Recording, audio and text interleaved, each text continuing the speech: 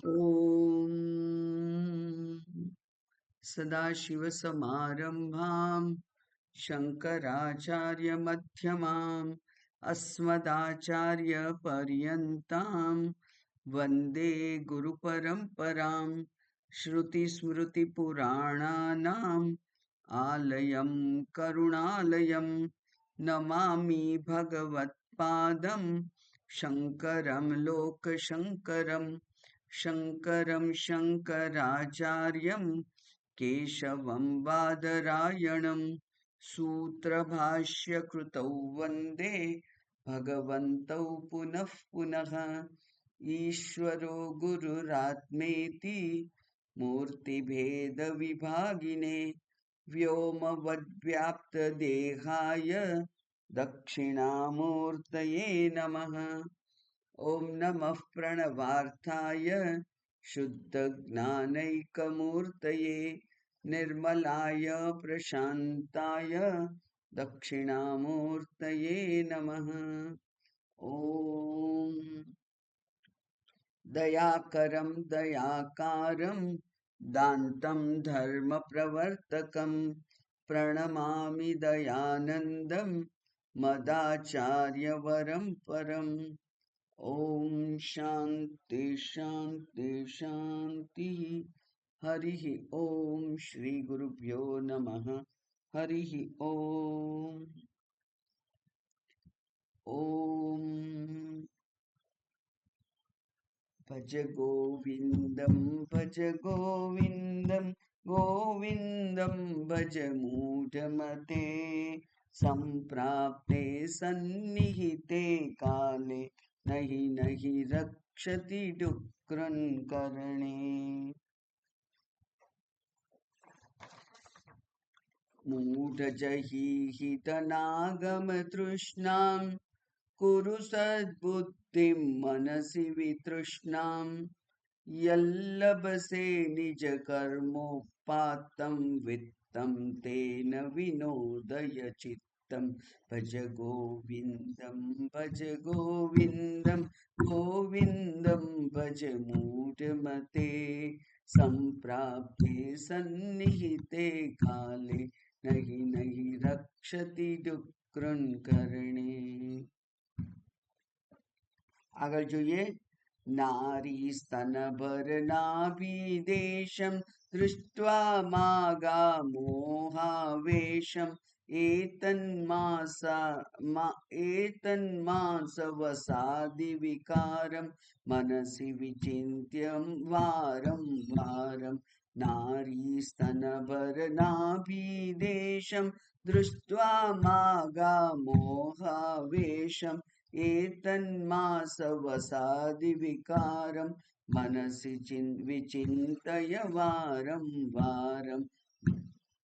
भज गोविन्दं भज गोविन्दं भज गोविन्दं मूढमते।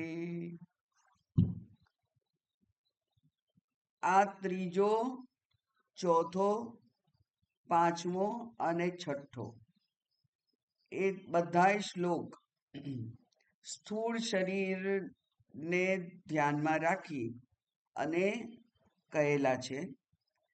એટલે જે માંસ વિકાર છે,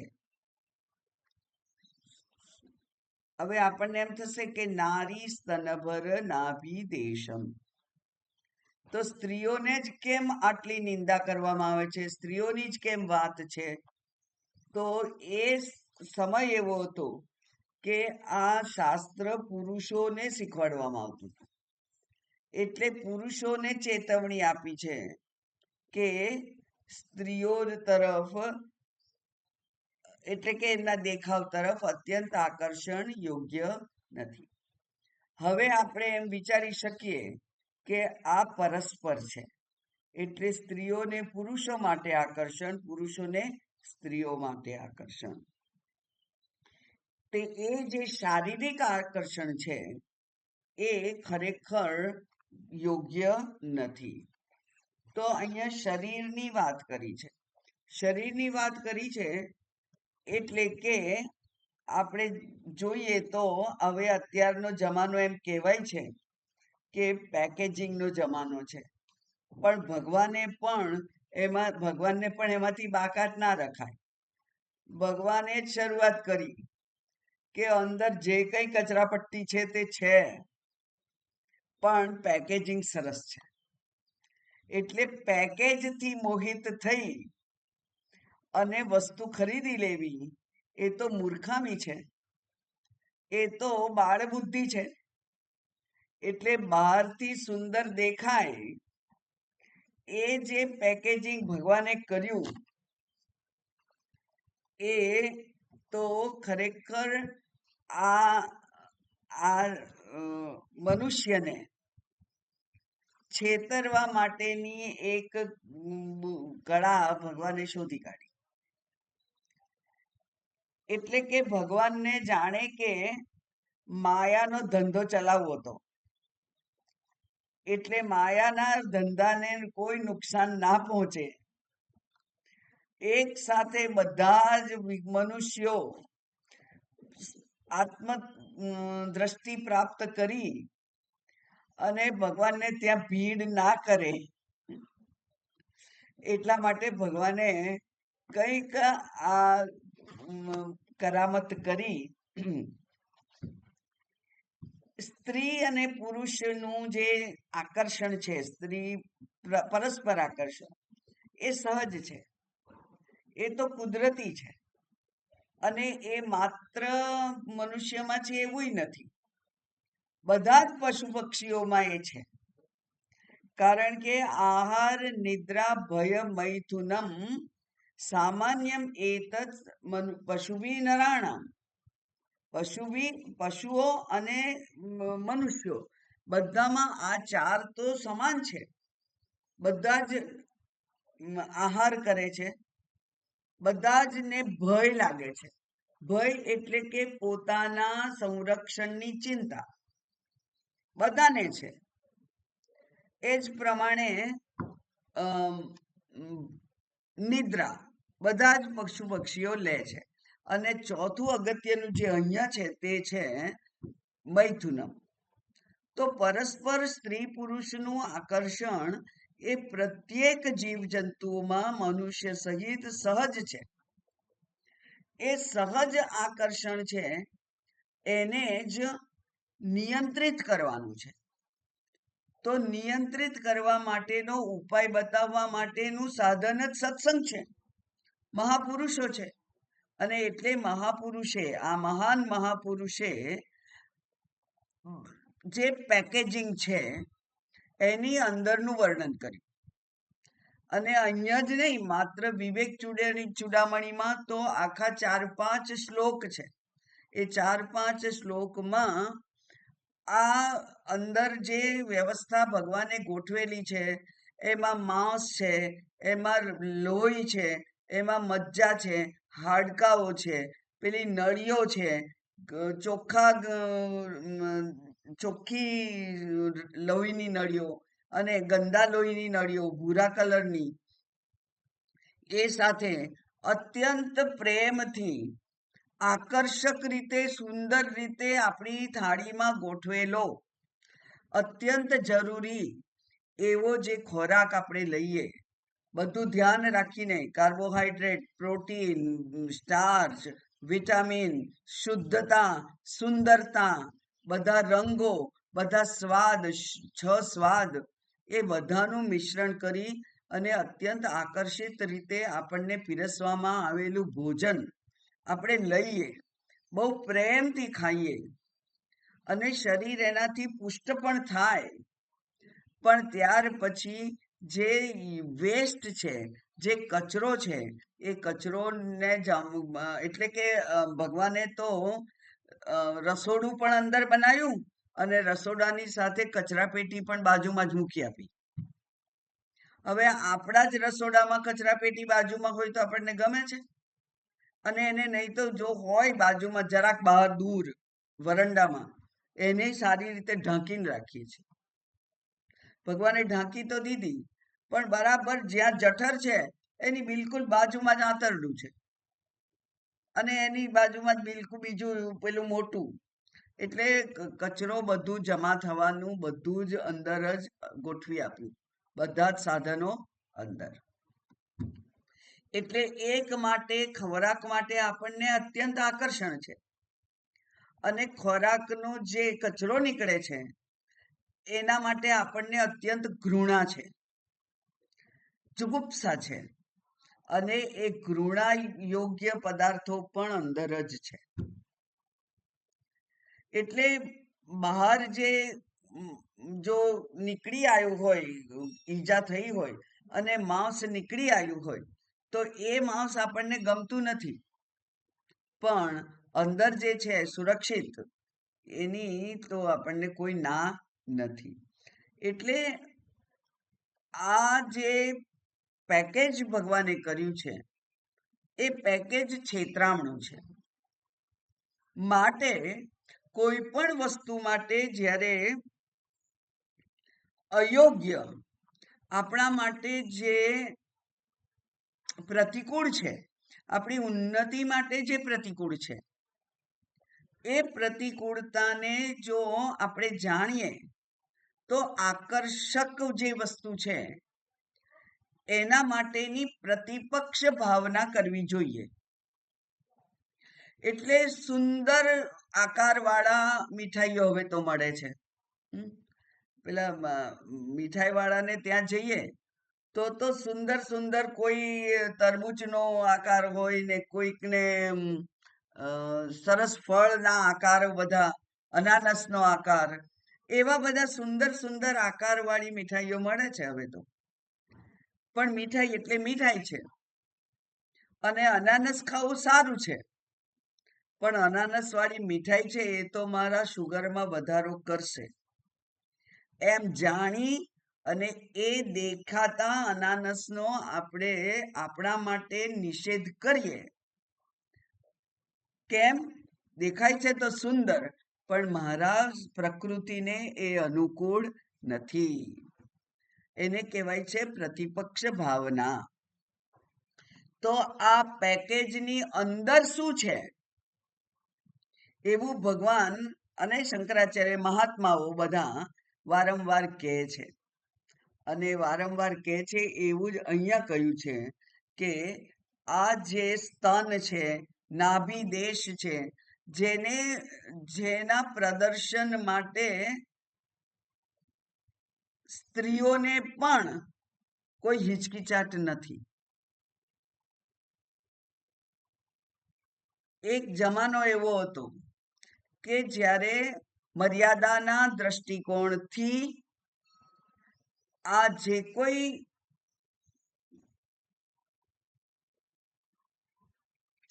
અન્ય જે જાતિ છે, પુરુષ જાતિ છે, એને આકર્ષણ ના થાય, એને પ્રલોભન ના થાય, એવી રીતે આપણે આપણા શરીરને સાચવવું જોઈએ. નહીં તો એ આકર્ષણ સહજ છે, અને સહજ આકર્ષણનો જો વિવેક સામેવાળાનામાં પણ ના હોય તો એનો ભોગ આપણે બનીએ છીએ. એટલે પુરુષોને કહે છે કે આ તો લોહી અને માંસનો વિકાર છે. જેવી રીતે હમણાં જ મેં ઉદાહરણ આપ્યું કે પેલું જે માવા અને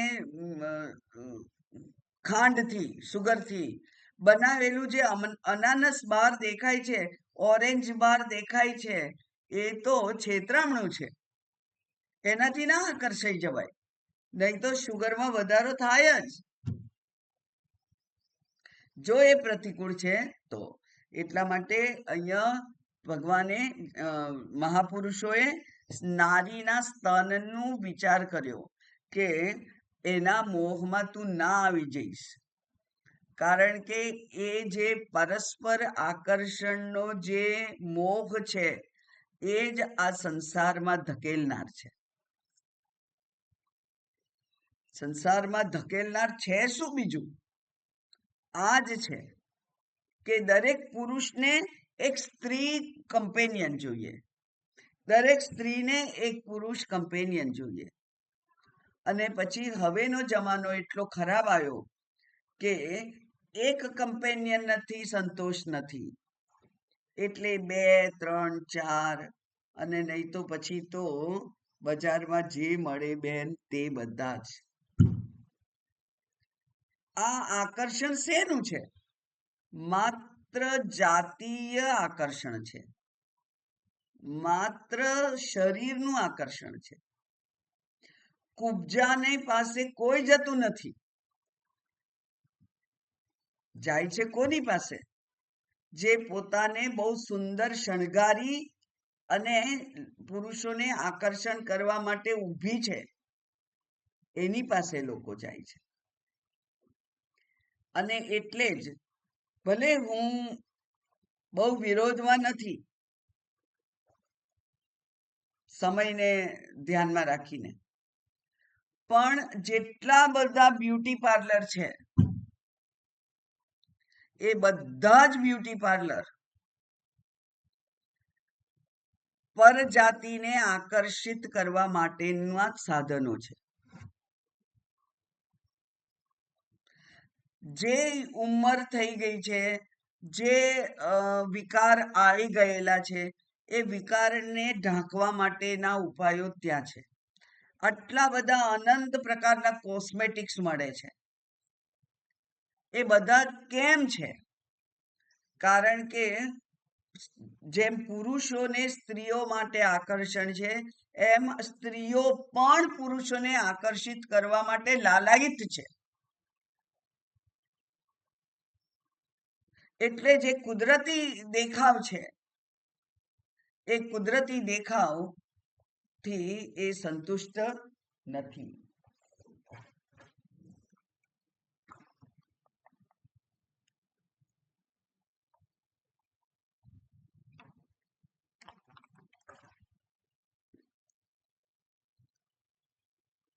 હે ભગવાન,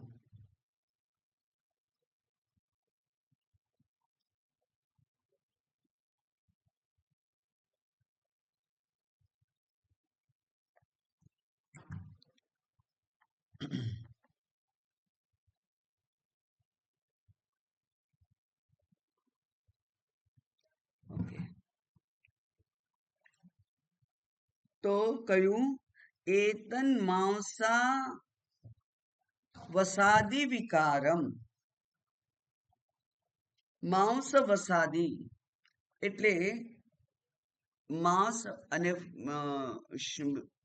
જેને મજ્જા કહે છે તે, એનો જે વિકાર છે, એવું મનસી વિચિંત્ય વારંવાર, એનો વારંવાર મનથી વિચાર કરવો. કેમ મનથી વિચાર કરવો? કારણ કે આકર્ષણ કરનાર જે મુખ્ય સાધન આપણા પાસે ભગવાને મૂકેલું છે, એ માત્ર મન છે. ઇન્દ્રિયો કોઈ રીતે ધક્કો નથી મારતી. ઇન્દ્રિયોનામાં એટલું બુદ્ધિ ભગવાને નથી મૂકી. એ તો માત્ર મેસેન્જર છે. એ માત્ર જે મન ઓર્ડર કરે છે, એ મનના ઓર્ડરને એ અમલમાં મૂકનાર સાધનો છે. આપણી જીભ કોઈ સ્વાદ નથી માંગતી. ગમે ત્યાં આપો ચાલી જાય એને. મન માંગે છે. અને એટલે આપણા જ હાથે બનાવેલું, આપણે જ પ્રયત્નપૂર્વક આપણા સ્વાદ અનુસાર જે કોઈ મરી મસાલા ઉમેર્યા તે, એ પણ કેટલીક વાર આપણે જ પોતે જ્યારે જમવા બેસીએ ત્યારે આપણને સંતોષ નથી આપતા. એટલે ગમે તેટલી મહેનત આપણે કરી, પણ એ મહેનત નિષ્ફળ જાય છે. શરીરને તો કોઈ વાંધો જ નથી, એનાથી પોષણ એને મળી જ જાય છે, પણ મન સંતુષ્ટ નથી થતું. અને મન સંતુષ્ટ નથી થતું એટલે એ મન નક્કી કરે છે કે ના ના, આજે તો કઈ બહુ મજા ના આવી, ફરીથી બનાવીશું, ફરીથી બનાવીશું. તો આ જે ઈચ્છા પૂર્તિ જે છે, એ ઈચ્છા પૂર્તિ માટે ક્યાં જવું પડે? આપણે મનને સમજાવવું પડે. તે એ મન એને શું કરવાનું છે? તો કે છે કે આચાર્ય એમ કહે છે કે પ્રતિપક્ષ ભાવના કરવી એટલે ખૂબ સુંદર આકર્ષક એવું પેકેજ છે, તો પણ એ મળમૂત્રનો સંગ્રહ છે, મળમૂત્રનું એ ભંડાર છે, કોઠડી છે એવું સમજી અને એના માટે આકર્ષણ રાખવું નહીં. એટલે અહીંયા શારીરિક જે આકર્ષણ છે સ્ત્રી પુરુષને એકબીજા માટે, એ શારીરિક આકર્ષણની અહીંયા ચર્ચા કરી. એટલે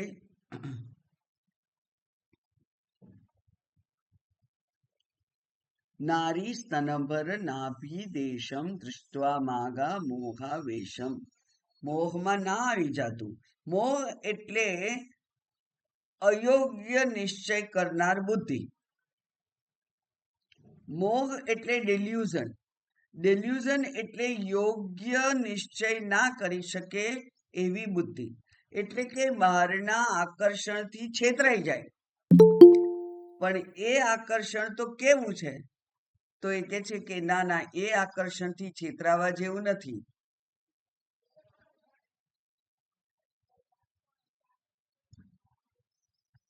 એ આકર્ષણથી છેતરાવા જેવું નથી. આગળ જોઈએ. નલિની દલગત જલમતિ રત્નમ તદ્વજીવિતમતિશય ચપલમ વિદ્ધિ વ્યાધ્યભિમાનગ્રસ્તમ લોકમ શોકહતમ ચ સમસ્તમ.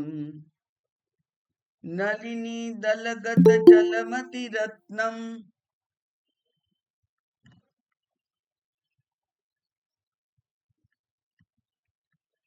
એડમિટ ભગવાન ભગવાન.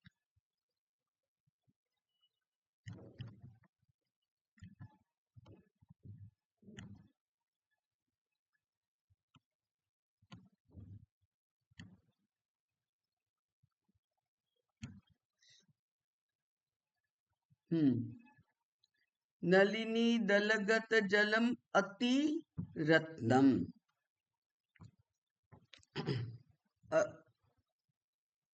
અતિ તરલમ. નલિની દલગત જલમતિ તરલમ. જેવી રીતે કમળના પત્ર ઉપર પાણીનું બુંદ ટકી નથી શકતું, એવી જ રીતે જીવિતમ અતિશય ચપલમ. તો આ જીવન, જીવન એટલે ખરેખર તો આકર્ષણ, એ પણ અતિ ચપળ છે. બહુ ટૂંકું જીવન છે. એ ટૂંકા જીવનમાં જો હું આ શારીરિક આકર્ષણથી પ્રેરાઈ અને માત્ર શારીરિક વ્યવહારમાં જ જો જીવન પૂરું કરું અથવા જીવનનું એ ધ્યેય બનાવું, તો એ મારા માટે કેટલું યોગ્ય છે એ જાણવું જોઈએ. જ્યારે પણ આ શાસ્ત્ર આવી વાત કરે છે, વારંવાર કરે છે કે આ પરીક્ષિતને તો 7 દિવસ મળેલા, તમને કેટલા સમય, કેટલા દિવસ મળેલા છે? 7 દિવસ જીવશો કે 7 કલાક જીવશો કે 7 મિનિટ જીવીશું આપણે?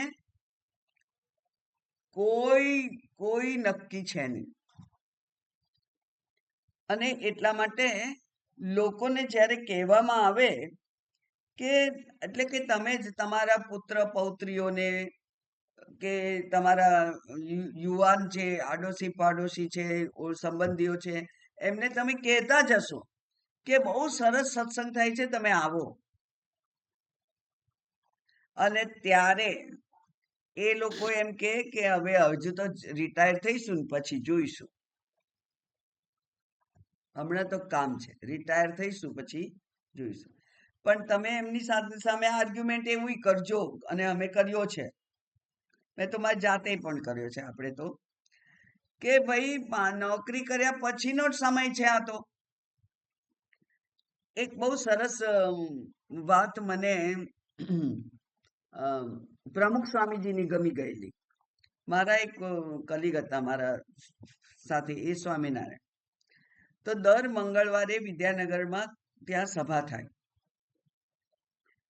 તો એક સભાની વાત નીકળી, એટલે એમ કે કશુંક વાત થઈ તો એમ કે ના મંગળવાર છે ને એટલે મન સાંજે ના ફાવે, મંગળવારે નહીં રાખવાનું આપણે. બરાબર બરાબર, સમજ્યા. મેં કહ્યું કે કઈ નહીં, હવે એક દિવસ એના વગર. તો એ કે ના અમારે પ્રમુખ સ્વામીજી એમ કહ્યું છે કે આ 1-2 કલાક જે સત્સંગ ચાલે છે એ દરમિયાન તમારા ધંધામાં તમને 25,000 નો નફો થતો હોય તો આ મીટિંગ, તો આ સત્સંગમાં તમે નહીં આવો તો ચાલશે. 25,000 નો નફો 1-2 કલાકમાં. એટલે એવી અગત્યની નેશનલ ઇન્ટરનેશનલ મીટિંગ હોય અને જેમાં તમને 25,000 નો ફાયદો, નફો થવાનો હોય, એવો જો ધંધો તમારે ચર્ચા કરવાની હોય તો તમે સત્સંગમાં ના આવશો. પણ 50, 100, 200, 500, 2,000, 5,000 રૂપિયાનો ધંધો કરવા માટે આ 1 કલાકનો સત્સંગ ગુમાવશો નહીં. એટલે અહીંયા તો પ્રાયોરિટી નક્કી કરવાની વાત છે. અને આપણે એમ માનીએ કે જીવન કેવું છે, તો કે છે કે આ કમળના પાન ઉપર પેલું જળનું બિંદુ ટકી શકતું નથી, તરત સરી જાય છે. એમ આ 84 લાખ યોનિઓ એક પછી એક આવે છે અને તરત સરી જાય છે. આપણા 70, 80, 90 વર્ષનું આ જે શરીર છે, જીવન છે, એ જીવન આ જે કરોડો વર્ષની જેનું જીવન છે, એવા આ જેને શું કહેવાય આપણે, પ્રકૃતિ, કરોડો વર્ષનું જે આ કલ્પ છે, આ પૃથ્વીનું જે આયુષ્ય છે, એમાં આપણા 90 વર્ષ કેટલા હોય, આવું બતાવવા માટેનો એક વખત આ સુંદર ઉદાહરણ છે. વાહ! કે દયાનંદ સ્વામીજીએ હું કોણ, હુ એમ આઈ, એવું બતાવવા માટે એક વર્લ્ડ મેપ મંગાયો. વર્લ્ડ મેપ, દુનિયાનો નકશો મૂકેલો ત્યાં પ્રોજેક્ટર ઉપર, સ્ક્રીન ઉપર. અને પછી એ કહે છે કે આવડી મોટું આ પૃથ્વી, આ તો માત્ર હું પૃથ્વી કહું છું. એટલે એમણે તો બધું અવકાશ બતાવ્યું હતું કે એક અવકાશમાં આટલા ગ્રહોમાં એક નાનકડો આવડો ગ્રહ છે એ પૃથ્વી. એ પૃથ્વીનું જે પછી ચિત્ર, એટલે આખી દુનિયાનું નકશો. આખી દુનિયાના નકશામાં ભારત, એશિયા શોધો, એશિયામાં ભારત શોધો, ભારતમાં તમારું ગામ શોધો, તમારા ગામમાં તમારી ગલી શોધો, તમારી ગલીમાં તમારું ઘર શોધો, અને તમારી ઘરમાં તમે શોધો. એટલે આટલું મોટું વિશ્વનો નકશો બતાવી અને હું કેવડો છું, પેન્સિલની અણી જેટલો તું નથી, એમ કહ્યું તું અમને, કે આ પેન્સિલની અણી છે એટલો એ તું નથી. તો એ આ હું છું. અને આપણે આપણી જાતને કઈ રાજા મહારાજા માની બેઠા છીએ. તો આ એક વસ્તુ, એની સાથે આયુષ્ય. એટલા માટે કહ્યું કે આ વિશ્વનું જે આયુષ્ય છે, એની સામે આ જીવનું આયુષ્ય કેટલું છે. એમાંય પછી એમ કે હમણાં નહીં પછી, એટલે ટુમોરો નેવર કમ્સ, એવું તો અંગ્રેજો તો કહી ગયા, ટુમોરો નેવર કમ્સ. આપણે કઈ કાલે કરીશ, કાલ નહીં. હું તો કહું કે કાલ નહીં, આજે બુધવાર છે અને તમે ગુરુવારે આ કરશો, આ અઠવાડિયાના ગુરુવારે, તો કાલ બરાબર. બાકી કાલે, આજે કાલ બોલીએ, પછી કાલે ફરી કાલ બોલીએ, ને એના પછી ફરી કાલ બોલીએ, તો કાલ શબ્દનો અર્થ તો અનંત છે, અનંત જગ્યા સુધી લઈ જાય તમને. ઓકે, સારું. હવે તમે કહો છો કે ભાઈ સત્સંગ તમે કરશો તો આ સત્સંગથી જીવન મરણમાંથી મુક્તિનો ઉપાય તમને મળવાનો છે, એવું તમે કહો તોય એમ કહેશે કે કાલે કરીશ.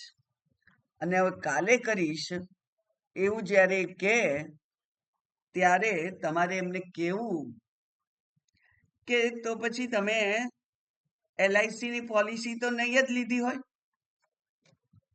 હા, તો એ કે ના ના ના ના, જેમ જેવો કમાવા માંડે અને જેવો લગ્નનો વિચાર આવવા માંડે એટલે માણસ પહેલું કામ કરે છે લાઈફ ઇન્સ્યોરન્સ પોલિસી લેવાનું, કે હું ના હોઉં તો મારા આશ્રિત જે મારી પત્ની છે એ ભૂખે ના મરે એના માટે હું વ્યવસ્થા કરું.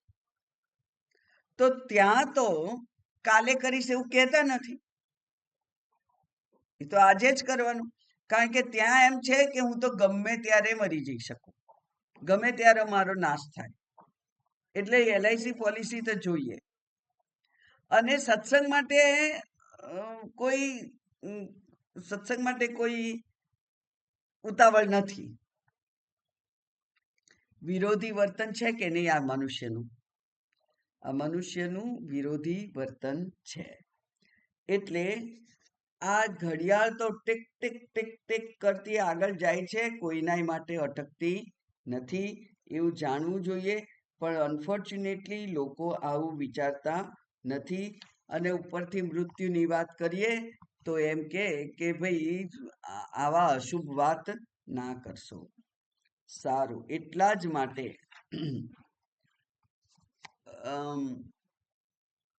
શિવ અપરાધ ક્ષમાપના સ્તોત્ર છે. એમાં ભગવાન શંકરાચાર્યજી આ જીવને કહે છે કે ભજ ગોવિંદમ, શિવ શિવ શિવ શિવોહમ શિવોહમ કર તું. કેમ? આયુર્નશ્યતિ પશ્યતામ પ્રતિદિનમ યાતિ ક્ષયમ યૌવનમ પ્રત્યાયાન્તિ ગતા પુનર્ન દિવસા કાલો જગદભક્ષક. મેં ઘણી બધી વાર કહ્યું છે, જે લોકોએ મને વારંવાર સાંભળી હશે એમને તો, કે આ જે 4 શ્લોકો છે એના શિવ અપરાધ ક્ષમાપના સ્તોત્રના, એ તો દરરોજ પ્રાર્થનામાં બોલવા જેવા છે. અને બ્રહ્માત્માનંદજીના આશ્રમમાં દરરોજ બોલાય છે, દરરોજ. આયુર્નશ્યતિ પશ્યતામ પ્રતિદિનમ, જેમ પેલા કમળના પાંદડા ઉપરથી પેલું પાણીનું બુંદ સરી પડે છે, એમ આ આયુષ્ય પણ પ્રતિદિનમ રોજ રોજ સરતું જ જાય છે. જ્યાં સુધી યોગ્ય બુદ્ધિ નથી, જેને કહેવાય વિચારશીલ બુદ્ધિ નથી, ત્યાં સુધી આપણે વર્ષગાંઠના દિવસે આનંદ ઉત્સવ કરીએ છીએ. ખરેખર તો શોકનો દિવસ છે કે અરે રે મારા જીવનમાંથી 1 વર્ષ પૂરું થઈ ગયું, બીજું 1 વર્ષ પૂરું થઈ ગયું, બીજું 1 વર્ષ પૂરું થઈ ગયું. તો આ તો શોકનું વસ્તુ છે. પણ આપણે એ ગણતા નથી અને બર્થડે ઉજવીએ. વાહ, આજે તો બર્થડે છે. ખરેખર દુઃખ કરો કે 1 વર્ષ ઓછું થયું. આ વિવેકયુક્ત બુદ્ધિનો વિચાર છે. અને આપણો વિવેક, આપણું ડહાપણ જેને કહેવાય ગુજરાતીમાં, એ આપણે બાળકોમાં આપવું જોઈએ, વહેંચવું જોઈએ. ભલે તમે આગ્રહ ના રાખો પણ એમનું ધ્યાન તો દોરવું જોઈએ. જે મને આવડ્યું છે જે હું વહેંચું.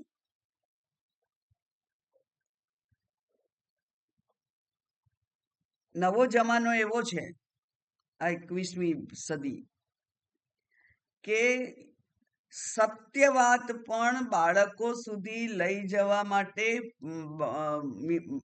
માતા પિતા તૈયાર નથી, કારણ કે માતા પિતાને બાળકોની દ્રષ્ટિમાં અસ્વીકાર્ય નથી થવું.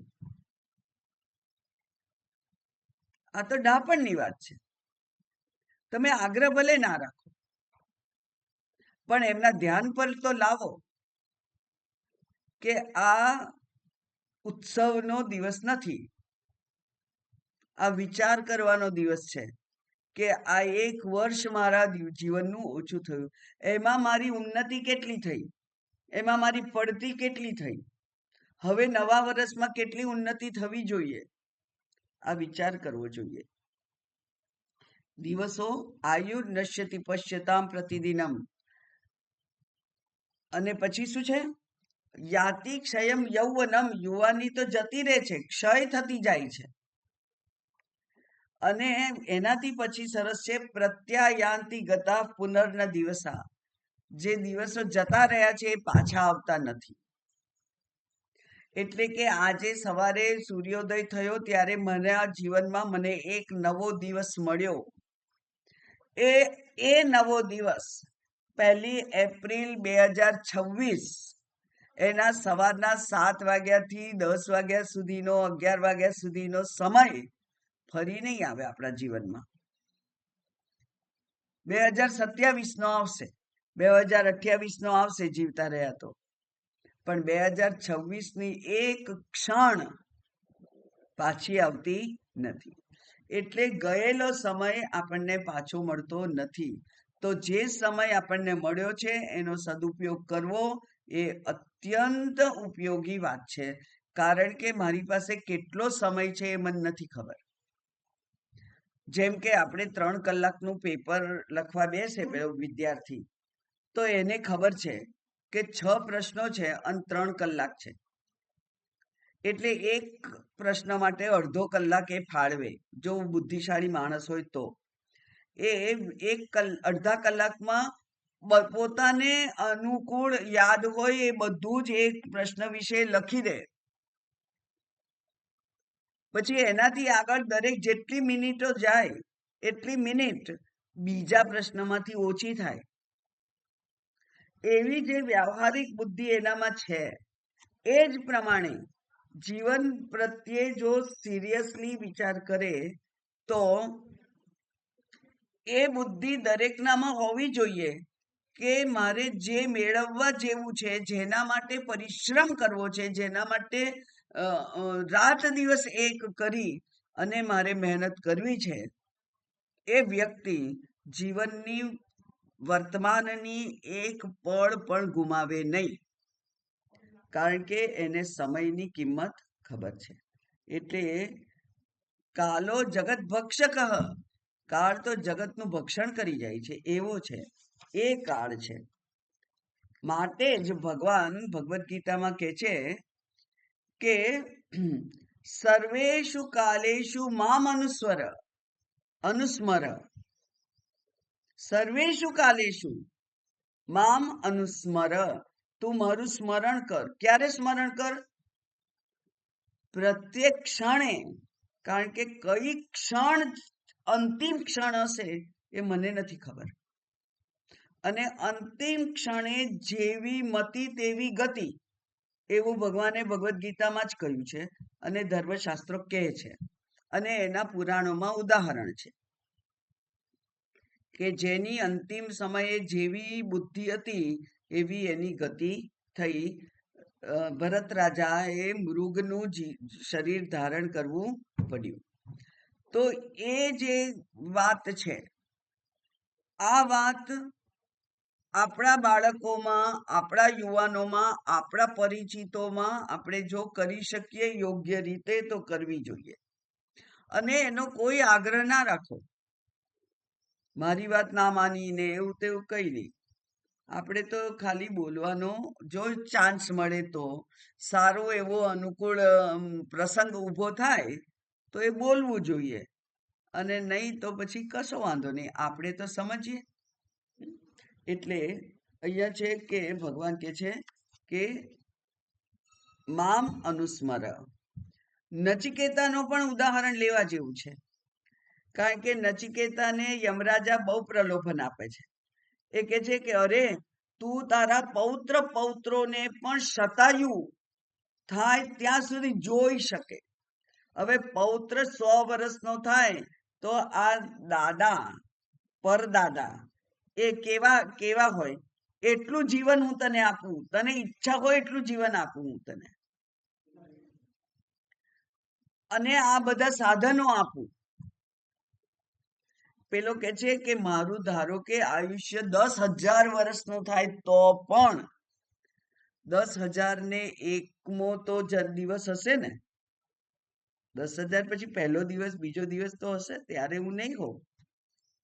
એટલે સ્વભાવાહ, સ્વ એટલે આવતીકાલે, અભાવ જેનો આવતીકાલે અભાવ થઈ જવાનો છે. કોઈ પદાર્થ હોય કે જીવન હોય, આવતીકાલે જેનો અભાવ થઈ જવાનો છે એવું કઈ મારે ના જોઈએ. મારે તો જ્ઞાન જોઈએ કે જે જ્ઞાન મને અમર બનાવી દે. હું આત્મતત્વ છું એવું જે જ્ઞાન છે એ મને અમર બનાવી દે છે. એ આત્મતત્વનો કદી પછી અભાવ થતો જ નથી. તો સ્વ અભાવાહ, આવતીકાલે જેનો અભાવ થઈ જવાનો છે એમાં મારું હું જીવન ના વેડફું. એટલે કે છે તવૈવ વાહા તમ નૃત્ય ગીતે, તમારા વાહનો, રથ, સોનું, નૃત્ય, ગીત, સંગીત, રંભા વગેરે નર્તકીઓ બધું તમારી પાસે રાખો. મારે જોઈતું નથી. મારે તો એ જ્ઞાન જોઈએ જે મને અમર બનાવે. અને અમર બનાવવાનો એક જ રસ્તો છે બનવાનો, કે આ આત્મવિદ્યા પ્રાપ્ત કરવી, જેથી મૃત્યુનો ભય કાયમ માટે ટળી જાય. તો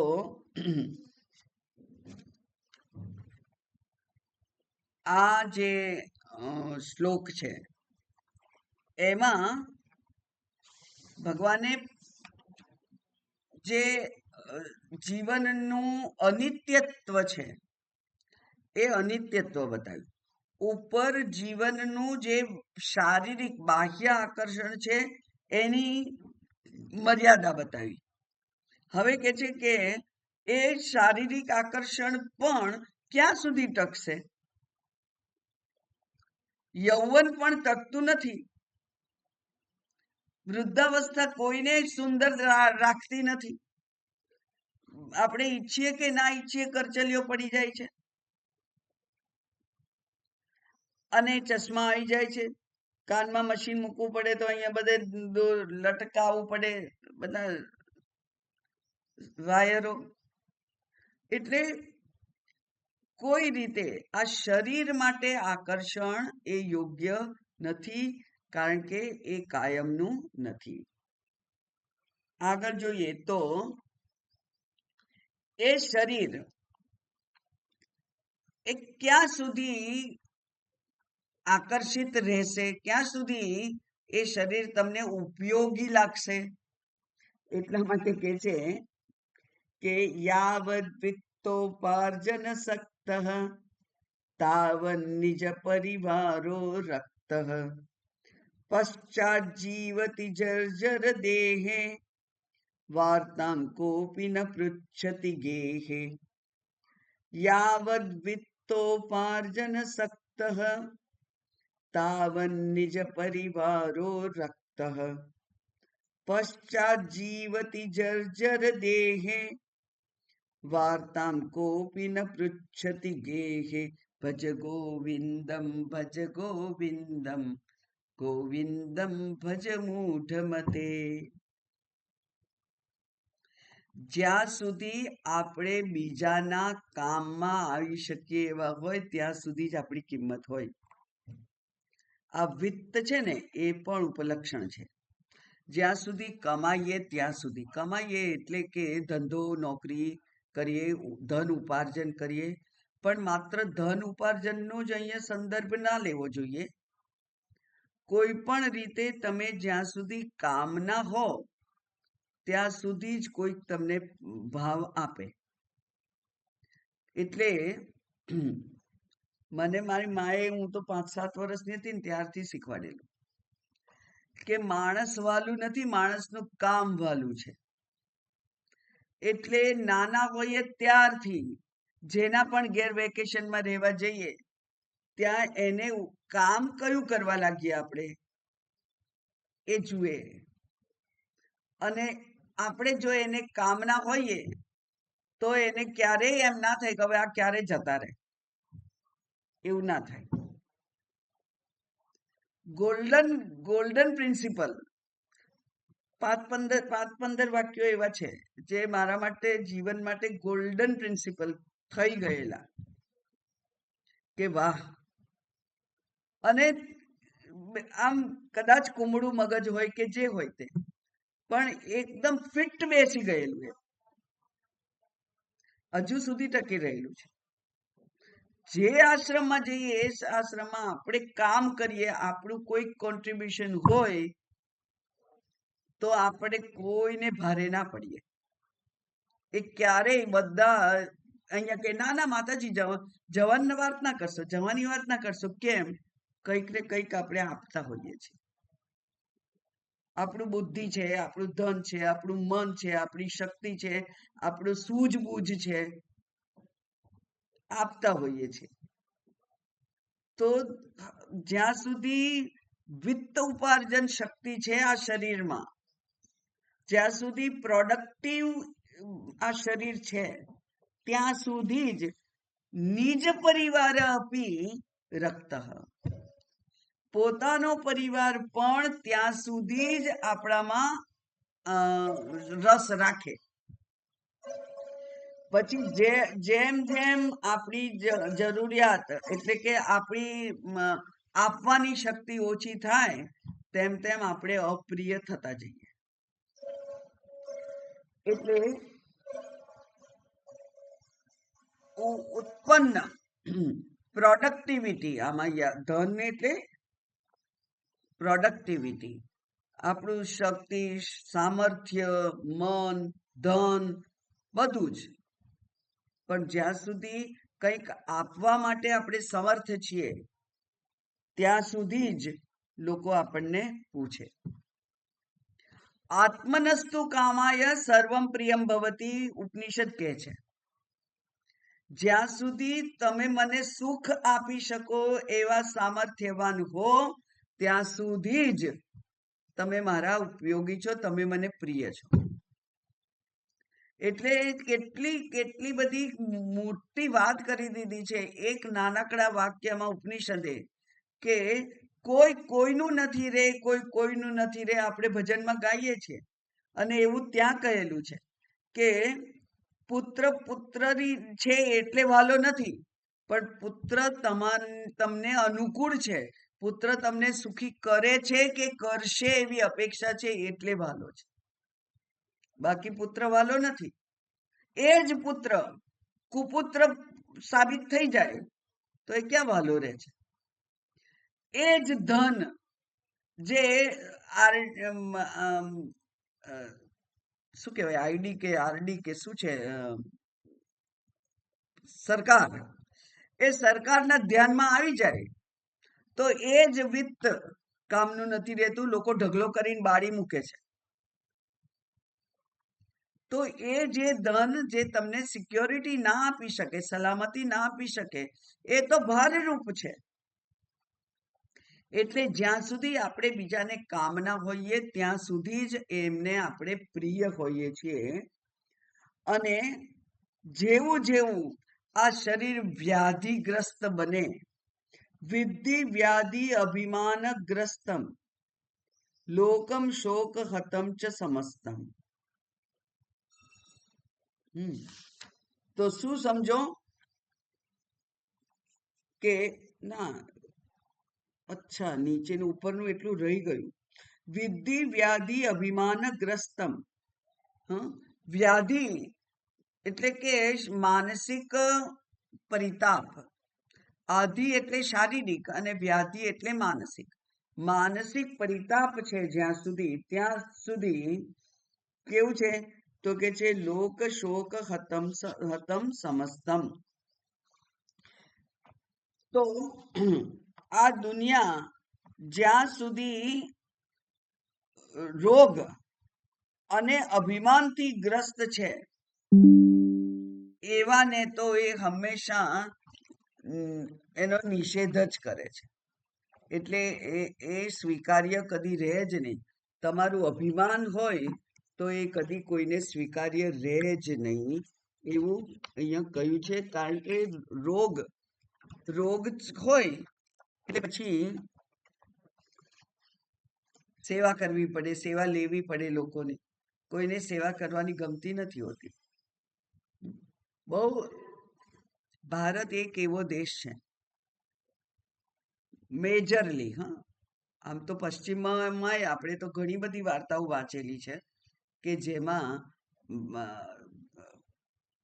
કેટલા બધા સંશોધનો ત્યાં એવા થયા છે કે જે મારા દાદાને ખુરશીમાંથી ઉઠવાની તકલીફ પડે છે, એટલે કેવું એક સાધન, કોઈ એક એવું સાધન કરવું કે જેથી એમને ઉઠવામાં સરળતા રહે. તો એવા બધા સાધનોની, બધા ઇક્વિપમેન્ટની શોધ બધી પરદેશમાં થઈ છે. એટલે લોકોને કંઈ એવા લોકો નથી જ ગમતા એવું નથી, પણ આ એક સામાન્ય દ્રષ્ટિ એવી છે કે રોગગ્રસ્ત હોઈએ, વ્યાધિગ્રસ્ત હોઈએ તો લોકોને માટે આપણે ભારરૂપ બની જઈએ છીએ. એટલે પણ એ દુઃખનું કારણ બને છે. ત્યાર પછી કહ્યું કે યાવદ વિત્તોપાર્જન સક્તમ તાવન નિજ પરિવારો રક્ત પશ્ચાત જીવતી જર્જર દેહે વાર્તા કોપી ન પૃચ્છતી ગેહે. અને પછી તો જર્જર દેહ થઈ જાય અને ઘરમાં કોઈ વાત પૂછે નહીં. દાદા તમે ખાધું, દાદા પાણી પીવું છે, એવું કોઈ પૂછતું નથી હોતું સામાન્ય રીતે. કેટલાક સંસ્કારી કુટુંબો છે, કેટલાક બહુ સેવાભાવી બાળકો હોય છે, કેટલાક બહુ જ આજ્ઞાંકિત બાળકો હોય છે, બધા છેક સુધી સેવા કરે છે. સામાન્ય રીતે આવું આપણે માનવું જોઈએ. આવું માનીએ તો પછી આ શરીર વગેરેનું આકર્ષણ ના રહે. કારણ કે એક તો પહેલી વાત તો અપેક્ષા તો દુઃખનું મૂળ છે. કે મારો દીકરો મારી આવી રીતે સેવા કરશે એવું તમે માન્યું અને એ ના કરે, ના કરી શકે, તો પછી તમને કેટલી નિરાશા થાય. એટલે એક પહેલી વાત તો એ જ છે કે માનવું જ ખરેખર તો વધારે પડતું છે. થાય તો બહુ સારું, પણ ના થાય તો એની કોઈ અપેક્ષા ના હોવી જોઈએ. એટલે પછીથી જ્યારે જર્જર દેહ થઈ જાય ત્યારે પછી કેવું શું થાય તો કે છે નાણાં વગરનો નાથિયો નાણે નાથા લાલ, આપણી કહેવત છે. અને એની એક વાર્તા પણ છે કે પેલા ભાઈ જેમને લોટરી લાગી અને પૈસાદાર થઈ ગયા અને પછી એમને બધા જય શ્રી કૃષ્ણ દાદા, જય શ્રી કૃષ્ણ દાદા, જય શ્રી કૃષ્ણ કાકા, બધા જય શ્રી કૃષ્ણ, જય શ્રી કૃષ્ણ, નમસ્તે નમસ્તે કરતા આવતા. દાદા સમજી ગયેલા કે પહેલા તો મને કોઈ પૂછતું નહોતું, પૈસા આયા તો હવે બધા મને પગે લાગવા આવે છે. એટલે એ જેટલા રસ્તામાં મળે અને જેટલા જય શ્રી કૃષ્ણ કરે એ બધાના નામ યાદ રાખતા. અને પછી પોતે ઘરમાં જઈને તિજોરી ખોલી અને જ્યાં પૈસા મૂકેલા છે એને કહેતા કે પેલા પશાભાઈ હતા એમણે તમને નમસ્કાર કહ્યા છે, પેલા રમાબેન હતા એમણે તમને જય શ્રી કૃષ્ણ કહ્યા છે, પેલા સુધાબેન હતા એમણે તમને હરિઓમ કહ્યું છે. કોને હરિઓમ કહ્યું છે? પૈસાને. આ બુદ્ધિ એની હતી કે એમણે કહ્યું કે ભાઈ એમણે તમને જય શ્રી કૃષ્ણ કહ્યું છે. તો આપણી પણ આવી જ બુદ્ધિ હોય અને સામાન્ય રીતે એવો વ્યવહાર છે કે કંઈ આપ્યા વગર કંઈ મળતું નથી. એટલે આપણે આપણા તરફથી ખર્ચ કરવો જ પડે છે. એ ધન વ્યય હોય કે આપણી શક્તિ આપી હોય કે આપણી લાગણીઓ આપી હોય, આપણી સહાનુભૂતિ આપી હોય, આપણી કરુણાના ભાવ એના સુધી પહોંચાડ્યા હોય, કંઈક ને કંઈક આપણે આપેલું છે, જે આપેલું છે એ જ મળવાનું છે. એટલે વહુ નવી આવી અને સાસુમાએ 6 મહિના પહેલા એને જો બરાબર દાબમાં રાખી અને પોતાનું વર્ચસ્વ જમાવવા પ્રયત્ન કર્યો તો એ સાસુમાના દિવસો ભવિષ્ય સારું નથી. જે આપ્યું છે એ જ મળશે. અને તે વખતે આ શરીર, આ મન, આ બુદ્ધિ, આ લાગણીઓ એ બધી એટલી બધી નરમ થઈ ગઈ હશે કે એ પ્રહાર ઝીલી શકશે નહીં. એટલા માટે ખરેખર તો આ જે સત્ય વચન છે એ સત્ય વચનને બુદ્ધિમાં ધારણ કરી અને જીવન જીવવું જોઈએ, એવું અહીંયા આ શ્લોકમાં કહ્યું છે કે જ્યાં સુધી ધન છે ત્યાં સુધી તમે નાથાલાલ છો, નહીં તો તમે નાથીઓ છો. અમારા વડીલો પાસેથી એક વાક્ય મેં સાંભળેલું, કદાચ તમે સાંભળ્યું હશે, પણ એમ કહેતા એ લોકો કે ઉતર્યો અમલ કોડીનો, એટલે જ્યાં સુધી તમે પદ ઉપર છો ત્યાં સુધી બધા તમારું સાંભળે. અને મેં તો એવા સાચા દાખલા જોયેલા છે કે જે પ્રિન્સિપાલ રિટાયર થયા અને એમણે પેન્શન માટેના કાગળિયાઓ તૈયાર કરવાના હતા એમના ઓફિસમાંથી. તે એટલા બધા 1 વર્ષ સુધી એ પ્રિન્સિપાલે ધક્કા ખાધા, ત્યારે ક્લાર્ક લોકો એમનું કામ કર્યું. જે 1 મિનિટમાં કામ કરાવી શકતા હતા જ્યારે પદ ઉપર હતા. હવે પદ ઉપર નથી તો એમનું કામ જો યોગ્ય સારો વ્યવહાર ના કર્યો હોય તો કોઈ કરે નહીં. એટલે આ જીવનને સ્પષ્ટતાથી જોવા માટેનું સ્તોત્ર છે. સ્પષ્ટતાપૂર્વક આપણે આપણા જીવનને જોઈ શકીએ અને એને ગોઠવી શકીએ. વારંવાર મેં કહેલું છે કે આ બધા શાસ્ત્રો જે છે એ ખરેખર તો 25 વર્ષ પહેલા જ શીખવાડવા જેવા છે, કે જેથી ગૃહસ્થાશ્રમ સરળતાથી, સુઘડતાથી, સારી રીતે પસાર થાય. વહેલાથી આ બધું ડાપણ આવી ગયું હોય તો જીવન સારી રીતે પસાર થાય. આપણે જ્યારે બધેથી રિટાયર થઈ ગયા ત્યારે પછી આ શાસ્ત્ર સાંભળવા નીકળ્યા. આપણે એગ્રી તો થઈએ અને ભૂતકાળના અનુભવો યાદે કરીએ, પણ ભવિષ્યમાં એનો કેટલો લાભ થશે ખબર નહીં. પણ છતાંય લાભ એટલો તો થશે જ કે આપણે આત્મચિંતનમાં પ્રવૃત્ત થઈએ. આ શરીર વ્યવહાર ચિંતનમાંથી નિવૃત્ત થઈ એની મર્યાદા જાણીને એના વિશેનું સત્યત્વ જાણી અને આપણે આત્મચિંતનમાં પ્રવૃત્ત થઈ શકીએ, એટલો લાભ આ શાસ્ત્રથી ચોક્કસ થાય. કારણ કે હવે આપણી પરિપક્વ બુદ્ધિ થઈ ગઈ છે. આપણને પોતાને ખબર છે કે મારું અંત ક્યારે આવે ખબર નહીં, અને એટલે આ જેટલું જલ્દી, જેટલું વધારે, જેટલું રિગરસલી થાય, જેટલું વધારે મહત્વ આપીને થાય એટલું સારું, એવું આપણે બધા જાણતા જ હોઈશું. એટલો આનો લાભ છે. બાકી આવતીકાલે ઓમ પૂર્ણમદઃ પૂર્ણમિદં પૂર્ણાત પૂર્ણમુદચ્યતે પૂર્ણસ્ય પૂર્ણમાદાય પૂર્ણમેવાવશિષ્યતે. ઓમ શાંતિ શાંતિ શાંતિ. હરિ ઓમ. શ્રી ગુરુભ્યો નમઃ. હરિ ઓમ.